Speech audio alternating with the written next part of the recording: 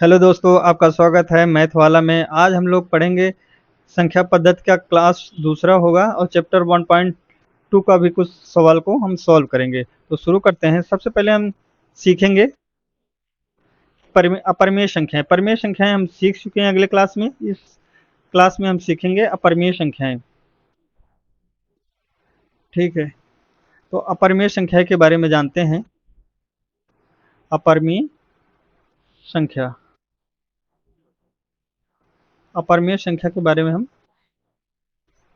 सीखेंगे कि अपरिमेय संख्या, तो अपरिमेय संख्या होती है जिसे हम पी अपान क्यू के रूप में नहीं लिख सकते। पी अपान क्यू के रूप में नहीं लिख सकते, रूप में नहीं लिख सकते, लिख सकते। और पी क्यू पूर्णांक होगा। क्या है? पी और क्यू पूर्णांक है और क्यू जीरो नहीं है। इनका दशमलव प्रसार जो होता है, दशमलव प्रसार अपरिमेय संख्याओं का अनंत अनंत होता है। अनंत और अशांत होता है, और अशांत होता है, अशांत। अब एग्जाम्पल के रूप में समझाएंगे।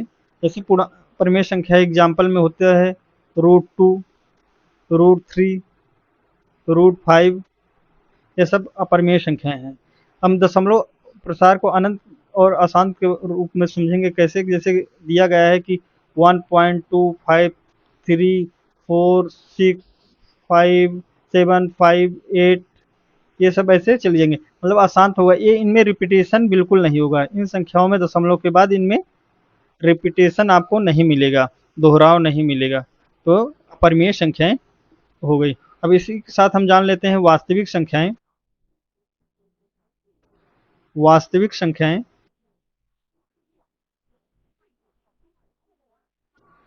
वास्तविक संख्याएं जिसमें परमेय और जिसमें परमेय और अपरिमेय संख्याएं दोनों होती हैं। वास्तविक संख्याओं में परमेय और अपरिमेय संख्याएं, अपरिमेय संख्याएं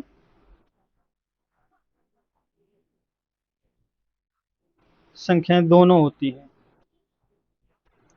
दोनों होती हैं।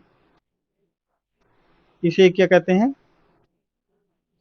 हम वास्तविक संख्याएं कहते हैं। जैसे परमेय संख्या के बारे में पढ़े होंगे, इसमें दशमलव संख्या भी होती है, भिन्न भी होता है, माइनस भी होता है। -3/1 को भी हम परमेय संख्याओं के रूप में लिख सकते हैं। तो इसमें इसे -4 भी होगा, तो -4 को परमेय में लिखना है तो -4/1 हो सकता है। तो परमेय संख्या भी होती है, माइनस वाली भी होती है। अपरिमेय संख्या आपने अभी देखा ही, तो अपरिमेय, परमेय और परमेय सारी संख्याएं होती हैं, तो जिसे वास्तविक संख्याएं कहते हैं। तो आप लोगों ने अपरिमेय संख्याओं के बारे में जान लिया और वास्तविक संख्याओं के बारे में जान लिया। अब आगे हम सीखेंगे कि √2, जैसे कुछ अपरिमेय संख्याओं को संख्या रेखा पर दर्शाना सीखेंगे। जैसे एग्जाम्पल के रूप में √2 को संख्या रेखा पर दर्शाइए, संख्या रेखा पर, संख्या रेखा पर दर्शाइए, दर्शाइए, दर्शाइए। ठीक है, तो सबसे पहले हम इसमें सीखेंगे कि पाइथागोरस प्रमेय के बारे में हम जान लेते हैं, क्योंकि इसमें पाइथागोरस प्रमेय का यूज होगा। पाइथागोरस प्रमेय के बारे में हम जान लेते हैं। प्रमेय के बारे में हम जान लेते हैं। जैसे कोई समकोण त्रिभुज दिया गया है, कोई समकोण त्रिभुज दिया गया है, ठीक है। अगर उसका बेस बी, लंब पी और उसका कण एच है, तब अगर उसका कण हम कैसे ज्ञात करेंगे? कण ज्ञात करने के लिए क्या करना पड़ता है? इसका पाइथागोरस प्रमेय है कि कण का स्क्वायर बराबर होता है आधार का स्क्वायर प्लस लंब का स्क्वायर। यानी अगर हम ज्ञात करेंगे एच बराबर, तो अंडर रूट क्या आ जाएगा? B square plus T square, ये हमें ज्ञात हो जाएगा। हाइपोटेन्यूस जिसे कहते हैं, यश से कर्ण, ठीक है। एग्जाम्पल ले लेंगे हमें, अगर हम संख्या b बराबर 1 मान लेते हैं, p बराबर 2 मान 1 मान लेते हैं, तो हमें h कैसे ज्ञात होगा? तो h बराबर क्या हो जाएगा? अंडर रूट a का स्क्वायर प्लस p का मान एक है, तो a का स्क्वायर यहाँ भी हो जाएगा, अंडर रूट a का स्क्वायर 1 प्लस a का स्क्वायर 1 हो जाएगा, तो 1 1 प्लस कितना हो जाएगा? 2। यानी h का मान हमें प्राप्त हो गया है यहाँ पर √2। ऐसे हमें ज्ञात करना है। अब हम अपने सवाल की तरफ बढ़ते हैं। हमारा प्रश्न है कि √2 को संख्या रेखा पर दर्शाना है। तो संख्या रेखा पर दर्शाने के लिए सबसे पहले एक लाइन लेंगे, ठीक है। वहां पर एक बीच में एक पॉइंट होगा ओ, ये पॉइंट ओ है, और ये संख्या 0 से शुरू है, ठीक है, 0 है। यहाँ यहाँ से 1 सेंटीमीटर की दूरी पर, 1 सेंटीमीटर की दूरी पर हम एक पॉइंट लेंगे ए, इसे हम ए मान लेते हैं। इनके बीच की दूरी कितनी है? 1 सेंटीमीटर है, ठीक है। ऐसे 1 सेंटीमीटर की और डिस्टेंस लेंगे, जिसकी दूरी हम मान लेंगे डी, ठीक है। तो अब हम क्या करेंगे, जो ओ है और ए है, इनके बीच की दूरी कितनी है? 1 सेंटीमीटर। हमें इसे प्रकार से नापेंगे तो एग्जैक्ट आएगा। तो यहाँ तक लिए, अब बिंदु ए से एक लंब डालेंगे 1 सेंटीमीटर का। कितने का? 1 सेंटीमीटर का हमें एक लंब खींचना है, और यहाँ तक की दूरी कितनी है? 1 सेंटीमीटर है। 1 सेंटीमीटर का हमें लंब भी खींचना है। बिंदु कहाँ तक? ये सी तक। ये बिंदु हमारा सी है, ठीक है, 1 सेंटीमीटर का है, ठीक है। अब क्या करेंगे हम? बिंदु ओ और सी को मिलाएंगे, बिंदु और ओ और सी को मिलाएंगे और ज्ञात करेंगे ओ सी बराबर ज्ञात करेंगे तो क्या हो जाएगा? अंडर रूट ओ ए स्क्वायर प्लस ए सी स्क्वायर। अगर ओ ए का मान कितना लिए हैं हम? 1 सेंटीमीटर लिए हैं। इसे हम स्केल से नाप के लेंगे बुक में, जब कॉपी में हल करेंगे तो ए स्क्वायर प्लस ए सी स्क्वायर कितना है हमारा? ए 1 है, तो 1 स्क्वायर हो जाएगा, ठीक है। अब 1 स्क्वायर का मान कितना होता है? 1, और ए इसका भी 1 हो जाएगा, तो टोटल कितना हो जाएगा? √2। ओ सी का मान हमारा कितना आ गया? √2। ये हमारा ओ सी का मान क्या प्राप्त हो गया? √2। अब हम क्या करेंगे? प्रकार लेंगे। प्रकार में यहाँ से बिंदु ओ से और बिंदु सी से प्रकार को भरेंगे, और यहाँ से क्या करेंगे? एक चाप लगाएंगे, ठीक है। और चाप जिस बिंदु पर काटेगा, चाप जिस बिंदु पर काटेगा वही पॉइंट क्या होगा हमारा संख्या रेखा पर? √2। चाप जिस बिंदु पर ये काटेगा प्रकार, वही हमारा क्या होगा? √2। आप लोगों ने √2 निकालना सीख लिया। √2 कैसे संख्या रेखा पर दर्शाएंगे पता हो गया होगा। अब इसी प्रकार हम, अगर हमें √3 निकालना है तो कैसे ज्ञात करेंगे? हमें पाइथागोरस प्रमेय से ये जानना भी होगा कि √2 निकालने के लिए क्या होगा? √2 का स्क्वायर करना पड़ेगा, प्लस 1 का स्क्वायर करोगे तो √2 आ जाएगा, √3 आ जाएगा। 2 का स्क्वायर क्या होगा? √2 का 2, प्लस 1 का स्क्वायर 1, √3 आ जाएगा। इतना हमें प्राप्त पता होना चाहिए। तो जैसे हमें पता है कि √2 यहाँ से यहाँ तक है, ठीक है, तो क्या करेंगे? इसको हम बेस मान लेंगे। इसे क्या मान लेंगे हम? इसे हम बेस मान लेंगे, ठीक है। और यहाँ से एक लंब डालेंगे 1 सेंटीमीटर का, 1 सेंटीमीटर का सी बिंदु से डी तक एक लंब डालेंगे, सी बिंदु से डी तक एक लंब डालेंगे 1 सेंटीमीटर का, ठीक है। और ओ और डी बिंदु को, ओ और डी बिंदु को क्या करेंगे? मिलाएंगे, मिलाएंगे। अब हम ओ डी ज्ञात करेंगे कितना है, तो ओ डी बराबर क्या हो जाएगा? हम बेस हमारा क्या है? ओ सी, ओ सी का अंडर रूट ओ सी का स्क्वायर प्लस सी डी का स्क्वायर प्लस सी डी का स्क्वायर, यहाँ से ये लंब है हमारा, ठीक है, तो सी डी हमारा लंब है, सी डी का स्क्वायर आ जाएगा। ओ सी हमारा कितना है, √2 है, √2 का स्क्वायर प्लस सी डी कितना है हमारा 1 है, तो 1 का स्क्वायर हो जाएगा।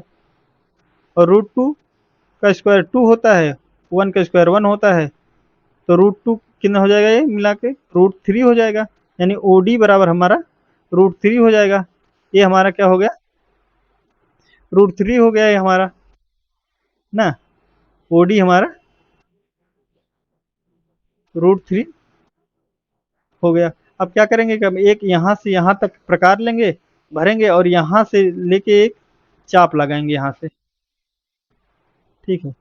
और संख्या रेखा के जिस बिंदु पर ये काटेगा, जिस बिंदु पर काटेगा रेखा के, वही बिंदु क्या होगा हमारा, √3, वही बिंदु हमारा क्या होगा, √3। तो आपने √2 √3 ज्ञात करना सीख लिया है। अब जैसे हम आगे बढ़ते हैं, तो बता दिया गया कि हमें √10 ज्ञात करिए। √10 को संख्या रेखा पर दर्शाइए, दर्शाइए, ठीक है। तो इसे हम कैसे ज्ञात करेंगे, तो हमें ये जानना होगा कि √2 जो √10 दिया गया है किस संख्या के स्क्वायर के साथ है, तो 9 के साथ है ना, 9 के बगल में है, 9 का स्क्वायर 3 होता है, तो हम इसे ज्ञात कर लेंगे। अगर 9 करेंगे तो 9 का स्क्वायर क्या होता है, 3। अगर मुझे ज्ञात करना होगा तो क्या करेंगे, सबसे पहले 3 का स्क्वायर प्लस 1 का स्क्वायर ज्ञात करेंगे तो हमें √10 प्राप्त हो जाएगा ना। ये 9 प्लस 1 √10 आ गया। तो हमें क्या करना है, जो इसके नज़दीक होता है ओवर स्क्वायर होता है उसको हम ज्ञात करेंगे। जैसे 9 होता है तो 9 का रूट लेंगे तो कितना आ जाएगा हमारा, √3। तो सबसे पहले हम क्या करेंगे, एक रेखा खींचेंगे सीधा, एक बिंदु ओ लेंगे, ठीक है, ओ से उसे बिंदु यहाँ तक की दूरी 1 है, इसके आगे 2 है, इसके आगे 3 है, आगे से 4 गई है, तो हम क्या लेंगे, एक 3 सेंटीमीटर की एक रेखा खींचेंगे। यहाँ देखेंगे ना, 3 सेंटीमीटर की एक रेखा खींचेंगे, ठीक है। अब जिस बिंदु पर ये मान लो ये ओ है और ये बिंदु क्या है हमारा, ए है, ओ और ए के बीच की दूरी कितनी होनी चाहिए, 3 होनी चाहिए। अब हम क्या करेंगे, 1 सेंटीमीटर का लंब खींचेंगे, 1 सेंटीमीटर का लंब डालेंगे बिंदु ए से, बिंदु ए से 1 सेंटीमीटर का लंब लेंगे, ठीक है, ये है बिंदु ए से 1 सेंटीमीटर का लंब लिए। क्या करेंगे इसमें, ये बिंदु हमारा क्या हो जाएगा, बी, ठीक है, 1 सेंटीमीटर का लंब है। हमें क्या बिंदु ओ और बी को मिलाएंगे,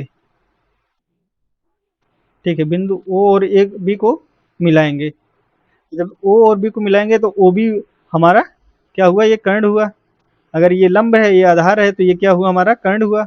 हम कर्ण को कैसे ज्ञात करेंगे, यानी ओ बी को कैसे ज्ञात करेंगे, तो ओ बी बराबर क्या होगा, √o² यानी बेस का स्क्वायर जो लिए थे, और जो लंब लिए थे यानी ए बी का स्क्वायर। हमारा बेस कितना था,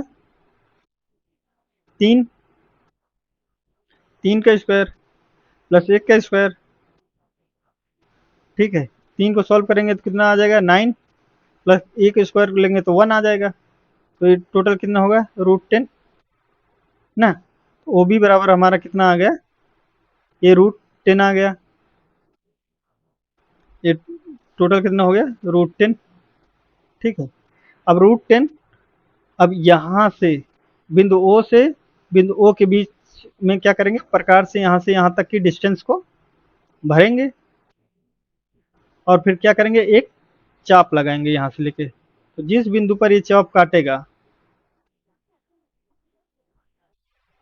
ठीक है, जिस बिंदु पर चाप इस रेखा को काटेगा वही बिंदु क्या होगा हमारा, √10, वही बिंदु हमारा √10 होगा। तो ये हमारा आंसर हो गया।